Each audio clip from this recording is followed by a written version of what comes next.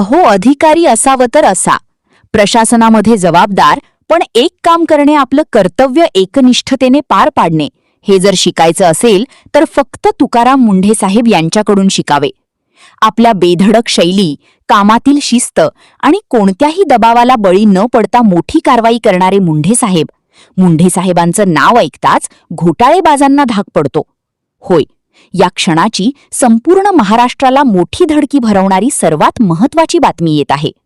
नुकताच काही दिवसापूर्वी तुकाराम मुंढे साहेब यांची अन्न व औषध विभागात बदली झालेली आहेत आणि त्यांनी येताच धडक कारवाईला सुरुवात केली. काही लोक जनतेला फसवतात, अन्नासाठ्यामध्ये भेसळ करतात, आपल्या फायद्यासाठी जनतेच्या आरोग्याशी खेळतात आणि त्या सगळ्यांना मुंढे साहेबांनी दिला एकच मोठा दणका. अहो, हे भेसळ करणारे लोक फक्त सर्वसामान्य नाही, तर मोठ्या पक्षातील मोठे नेते सुद्धा यामध्ये सहभागी आहेत. अहो, नुसतेच सहभागी नाही, तर काही मंत्री, काही मोठे राजकीय नेते यांचे मोठे मोठे कारखाने, मोठ्या मोठ्या डेऱ्या, मोठे मोठे उद्योग आणि त्यामध्ये चालतात सगळे काळे धंदे. त्यामुळे जनतेच्या आरोग्याला मोठा धोका. नुकताच मुंढे साहेबांनी काही मोठ्या कंपन्यांवर कारवाई केली, ज्यामध्ये लाखो करोडो रुपयांचा माल जप्त करण्यात आला.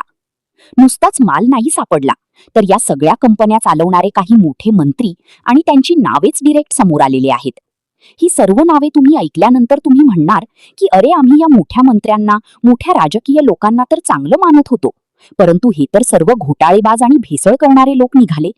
होय, आता त्या सगळ्या मंत्र्यांची आणि त्या सगळ्या मोठ्या नेत्यांची यादी आपण तुम्हाला वाचून दाखवणार. नुसतीच यादी नाही, तर त्यांनी कशामध्ये किती भेसळ केली, त्यांच्या कुठे कुठे कोणत्या कंपन्या आहेत, हे सर्व नेते कोणत्या मतदारसंघातले आहेत, ते सुद्धा आपण तुम्हाला आता डिरेक्ट सांगणार. फक्त तुम्ही हा व्हिडिओ पूर्ण शेवटच्या मिनिटापर्यंत बघत राहणे. अजिबात कुठेही अर्धवट व्हिडिओ सोडू नका, शेवटपर्यंत बघत राहा. आणि या मोठ्या आणि महत्त्वाच्या बातमीसाठी, तसंच तुकाराम मुंढे यांच्या या मोठ्या कामगिरीसाठी आत्ताच आपल्या व्हिडिओला एक लाईक झाला पाहिजे. लगेच एक लाईक करा. 24,656 रुपये किमतीचा साठा हा जप्त करण्यात आला. आक्षेपार्ह जाहिराती असलेला आणि मिस ब्रँडेड औषध साठा हा जप्त करण्यात आलाय. या कारवाईत पतंजली त्या दिव्य फार्मसीचाही समावेश आहे. औषध हे जादुई उपाय प्रतिबंधक कायद्याअंतर्गत गुन्हा दाखल करण्यात आला. खरं तर देशात कायदा सर्वांसाठी समान असतो आणि जेव्हा नियमांचे उल्लंघन होते तेव्हा प्रशासनाला आपली भूमिका चोख पद्धतीनं बजावावीच लागते. योग गुरु रामदेव बाबा यांच्या पतंजली समूहाच्या पतंजली दिव्य फार्मसीवर अन्न व औषध प्रशासनाने राज्यभरात मोठी कारवाई केली. राज्यभरात 7 जिल्ह्यातील 12 आयुर्वेदिक औषध विक्री आस्थापनामध्ये ही कारवाई करण्यात आली. या धडक मोहिमेमध्ये तब्बल 73 लाख रुपयांचा संशयास्पद माल हा जप्त केलाय.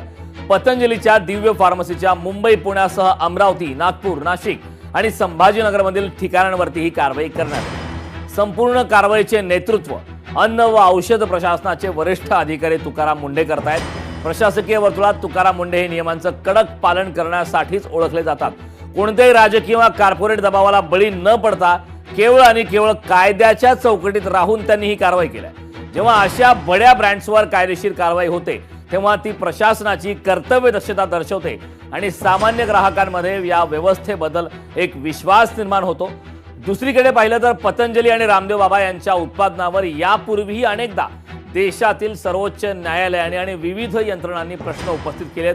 स्वदेशी आणि शुद्धता या दाव्यांच्या आधारे ग्राहकांचा विश्वास संपादन करणाऱ्या पतंजली सारख्या मोठ्या ब्रँडचा 80 लाखांचा, जवळपास 80 लाखांचा माल हा जप्त केला जाणे ही अत्यंत गंभीर बाब आहे. जर उत्पादनामध्ये नियमांचे उल्लंघन झाले असेल तर त्याची निष्पक्ष चौकशी होणे गरजेचे, कारण हा थेट जनतेच्या आरोग्याशी जोडलेला विषय.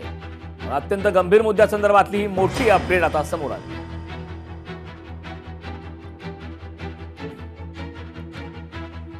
या संदर्भात ताजे अपडेट देण्यासाठी आपले प्रतिनिधी उमेश करंजकर आपल्या सोबत जोडलेत.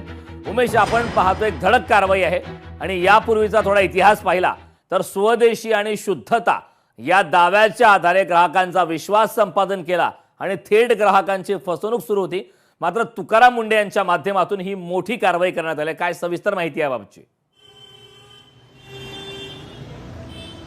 नक्कीच करण, अत्यंत महत्त्वाची आणि धडक कारवाई आहे. राज्यभरातील 7 जिल्ह्यांमध्ये ही कारवाई झालेली आहे. नाशिक, पुणे, मुंबई, छत्रपती संभाजीनगर असे सर्व 7 जिल्हे या शहरांसकटच या सर्व 7 जिल्ह्यांमध्ये जी ती कारवाई करण्यात आली होती.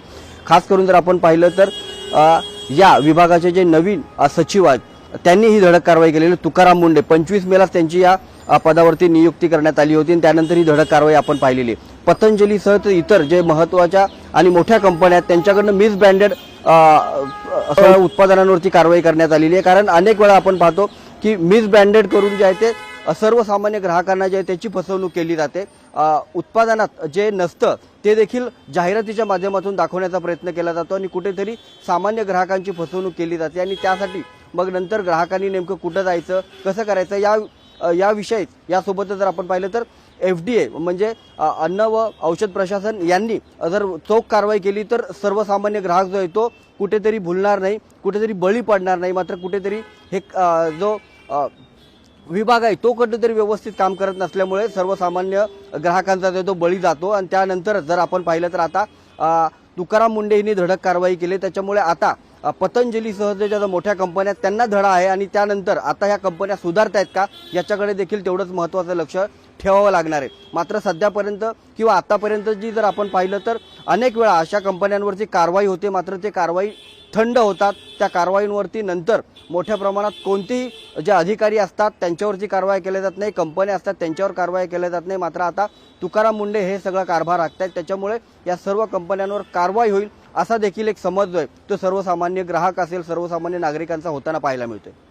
उमेश, आपण पाहिलं की ही मोठी कारवाई झालेली आहे, मात्र या कारवाईची सुरुवात कुठून झाली, कुठले बेकायदेशीर घडामोडी त्या ठिकाणी घडत होत्या, त्याची अपडेट नेमकी कशा पद्धतीने मिळाली, हा नेमका घटनाक्रम काय? कारण मिसब्रँडेड जी उत्पादनं असतात म्हणजे सौंदर्य प्रसाधनासाठी जी जाहिराती वापरल्या जातात त्या जाहिरातींमधून जे सर्वसामान्य ग्राहक असतात त्यांची फसवणूक केली जाते. म्हणजे उत्पादनामध्ये ते नसतंच. उत्पादनामध्ये सौंदर्य प्रसाधनासंदर्भात जी माहिती दिली जाते जाहिरातींमध्ये ती उत्पादनांमध्ये नसते आणि त्यामुळे सर्वसामान्य ग्राहक फसतो आणि त्यानंतर सर्वसामान्य ग्राहकाची फसवणूक केली जाते. त्याच्या खिशातला पैसा जो आहे तो काढला जातो फसवणूक करून. मात्र त्यानंतर कारवाई होताना दिसत नाहीये किंवा अशा प्रकारच्या तक्रारी केल्या तर त्या देखील त्या एवढ्या मोठ्या कंपन्या असतात की त्या कंपन्यांवर कारवाई होणे मग न्यायालयीन प्रक्रिया ही खूप मोठी प्रक्रिया चालते. मात्र अन्न व औषध प्रशासन या विभागाकडून खास करून दक्षता घेतली गेली पाहिजे की कंपन्यांनी अशी फसवणूक ग्राहकांची करावी नाही. खास करून पतंजली किती मोठी कंपनी गेल्या काही वर्षांमध्ये फक्त देशातच नाही तर विदेशात देखील त्यांचा पसारा किती मोठा झालाय. यासोबतच इतरही ज्या मोठ्या कंपन्या आहेत त्या देखील त्यांच्या सौंदर्य प्रसाधनांचे जे जाहिराती असतात त्या सर्वांवरती जी आहे ती कारवाई करण्यात आली. जवळपास 73 लाखाच्या वर ह्या सगळ्या उत्पादनं जी आहेत ती जप्त करण्यात आलेली आहेत. काही लोकांना ताब्यात देखील घेण्यात आलेली. अशा पूर्ण जी आहे ती प्रक्रिया गेल्या काही दिवसापासून सातत्याने चालू आहे. सगळ्यात मोठी कारवाई जी आहे ती मुंबईत करण्यात आली आणि त्यानंतर नाशिक असेल, पुणे असेल या शहरात